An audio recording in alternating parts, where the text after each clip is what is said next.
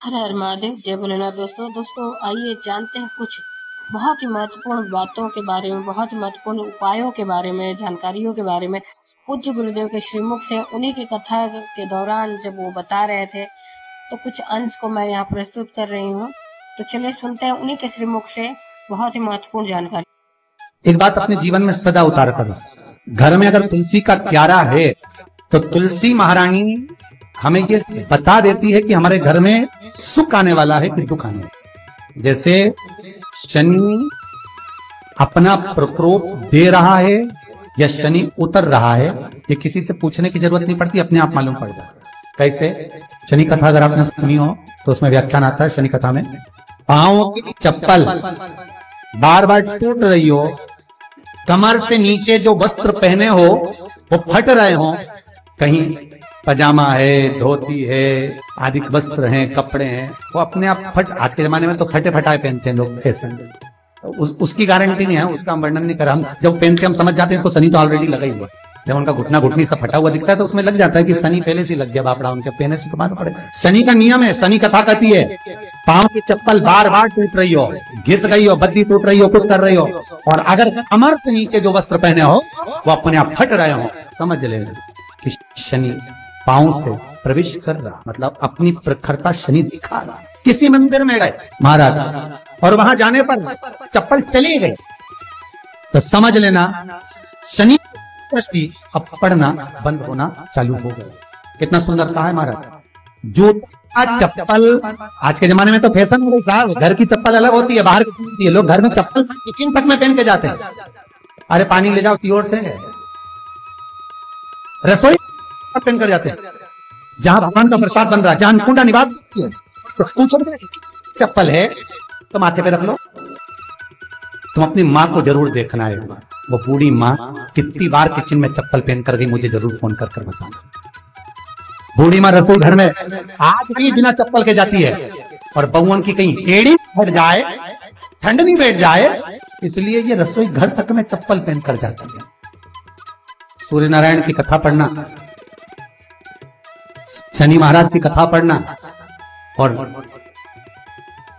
गरुड़ पुराण की कथा पढ़ना, जिन जिन कथाओं का हम व्याख्यान करें उसको पढ़ना जरूर हो। क्या लिखा है? घर के अंदर जब चप्पल जाती है, रोग, बीमारी, कष्ट, तकलीफ चालू हो जाती है। तुमने चप्पल क्यों पहनी? ठंड नहीं बैठ जाए, रोग नहीं बैठ जाए, घर के अंदर उतना बढ़ गया। एक कालीन बिछा दो, एक दरी बिछा दो, मोटा आसन बिछा दो जिस पर तुम चल दो। जरूरी कई कई लोग ये भी काली चप्पल पहन के चलते, और ब्राह्मण थाली बना रहा है, ठाकुर जी का थाल लगा रहा है, तो भी चप्पल। विचार तो करो, देह रे जाए, अभी भी सुधर जाओ रे, अभी भी सुधर जाओ, नहीं सुधरो तो सिधर जाओ रे, या तो सुधरो नहीं तो सिद्धरो।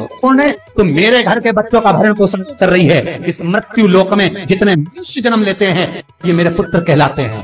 तो अन्नपूर्णा ने कहा चिंता मत करना भोलेनाथ, जितना एक स्त्री, बेटी, कन्या या घर की बहू या मां भोजन बनाए, उस जगह पर मैं अन्नपूर्णा उसके शरीर में प्रवेश करूंगी। रसोई घर नहीं होगा, वो मेरा और तुम्हारा मंदिर कहलाएगा। अब मंदिर में चप्पल पहनकर भोजन का निर्माण करना ये श्रेष्ठता है। एक आसन पटक लो आप रसोई घर के अंदर, जिस आसन पे खड़े होकर आप भोजन बना लो, मोटा सा आसन रख लो, चप्पल की जरूरत ही नहीं।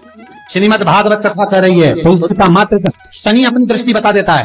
शास्त्र कहता है जब घर के अंदर प्रवेश करने के, जब आप घर में प्रवेश करें तो कोने में चप्पल को उतार दें, बाहर जब घर के अंदर प्रवेश कर ले उतार दें, और 7 या 3 कदम के अंदर चप्पल उतर जाना चाहिए घर के अंदर।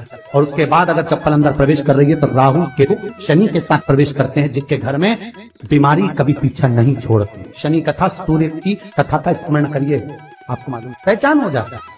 महाराज तुलसी बता देती है कि आपके घर की दशा क्या है। बार बार जल डालने के बाद भी तुलसी सूख रही है, बार बार पूजन कर रहा है, पाठ कर रहा है, तो भी तुलसी के दल सूख रहे हैं। तुलसी बता देगी कि तुम्हारे घर में तकलीफ आने वाली है, कष्ट आने वाला है, सूख चाहिए। किसी ने जरूर कुछ ना कुछ ऐसा है इसमें घर में तकलीफ आएगी, तुमने लगाया फिर सूखी, फिर लगाया फिर।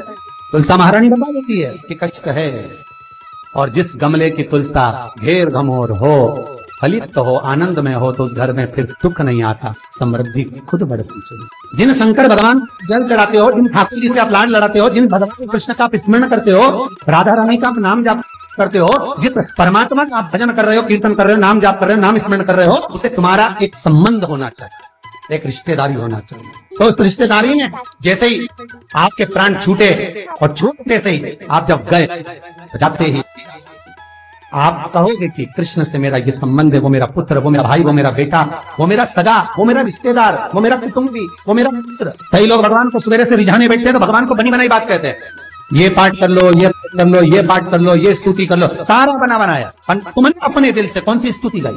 तुमने अपने दिल से कौन सा भगवान को निवेदन करा, कौन सा नमन करा? से तुम भाव से इतने सारे देवता को इतना सा लड्डू देते हो, भगवान भी तुम्हारे इतने बड़े परिवार में इतना सा धन देता है। भाव निर्मल मन सो मोहि पावा, जैसा करोगे वैसा भरोगे। गणेश जी शंकर भगवान ने पाया तो राम जी सोचा अभी मैं भी पालूंगा, अभी थोड़ी देर एक एक करके खाएंगे, इतना लड्डू है तो धीरे धीरे कटोरी खसकाएंगे फिर खाएंगे। अब इधर शंकर जी बैठे, राम जी इधर कुल देवी, इधर देवता, इधर पितर देवता, इधर ये देवता। हमारे घर के मंदिर में देखना तारा दे देता, यहाँ तक भगवान तो यहाँ स्वामी समर्थ देव, तो यहाँ पर ये देव, तो वो पांडुरंगा, तो वो हरि विठल, तो वो देवी आई माता, तो सब दूर होते। अब ये कटोरी खसकती उधर जाए तो आधा एक घंटा तो लगे कटोरी लड्डू एक, कोई दो चार कि इतनी बजे उठकर मुझे जाना है, मंदिर में बैठना, अगरबत्ती लगाना, दियाबत्ती लगाना, कुछ चावल लगाना, स्नान कराना, कपड़े पहनाना, और लड्डू रखना, मठरी रखना, भोग लगाना, आरती करना, और लेकर भगवान को काम जैसे घर में मान तो झाड़ू लगाते हो, रोटी बनाते हो, तुमने भगवान की सेवा को मात्र काम जैसा जोड़ रखा कि मुझे ये करना है, मुझे ये इसको काम नहीं, भगवान की सेवा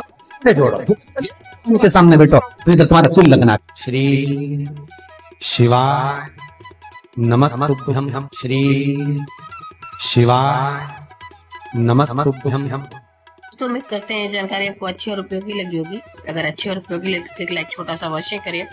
आप पहली बार मेरे चैनल पे आए तो मेरे चैनल को सब्सक्राइब करिए, बेल नोटिफिकेशन अवश्य दबाइए, जिससे आने वाले वीडियो आपको समय से प्राप्त हो सके। दोस्तों कोई भी प्रश्न या सुझाव कमेंट बॉक्स में लिख सकते हैं। फिर मिलते हैं दोस्तों एक नई जानकारी के साथ नए वीडियो में। तब तक के लिए जय भोलेनाथ, हर हर महादेव, श्री शिवाय नमस्तुभ्यं। धन्यवाद दोस्तों।